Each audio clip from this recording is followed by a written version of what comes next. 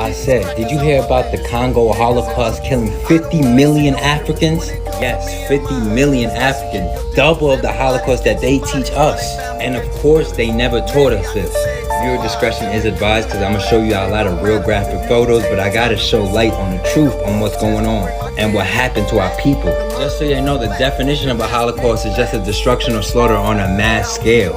Let's take it back to 1884 at the Berlin Conference. European nations, including America, tried to scramble for different parts of Africa. And of course, an African nation was not there. After this conference, murderer Leopold II gained control over Congo. This is after he manipulated 500 of the native chiefs to sign certain contracts, confusing them because they don't speak the same dialect. This granted him access to full control of the Congo, claiming that he was gonna bring modern technology and advance the Congo, which was all a fucking cap.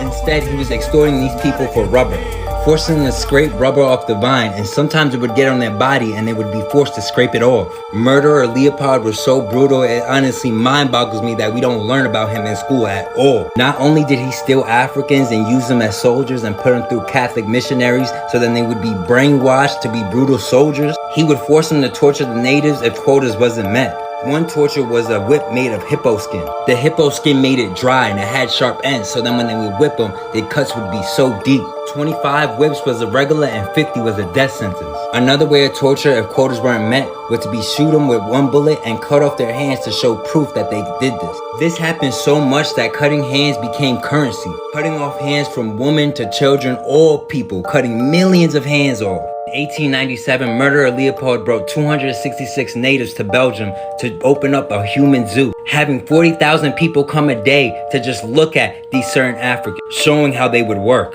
At the end of this Holocaust, it was estimated to 10 to 50 million deaths. Of course, it varied because they were not keeping track. They obviously did not give a fuck to keep a track. So who knows, it could be even more.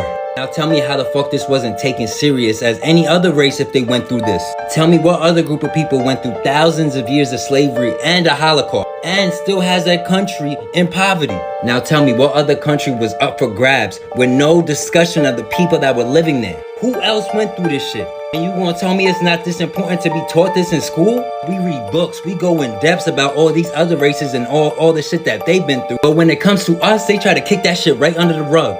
But you know why? Because every other nation is responsible for this Holocaust. Every other nation was there at that conference trying to grab for Africa. And accountability would means they would have to tell the truth.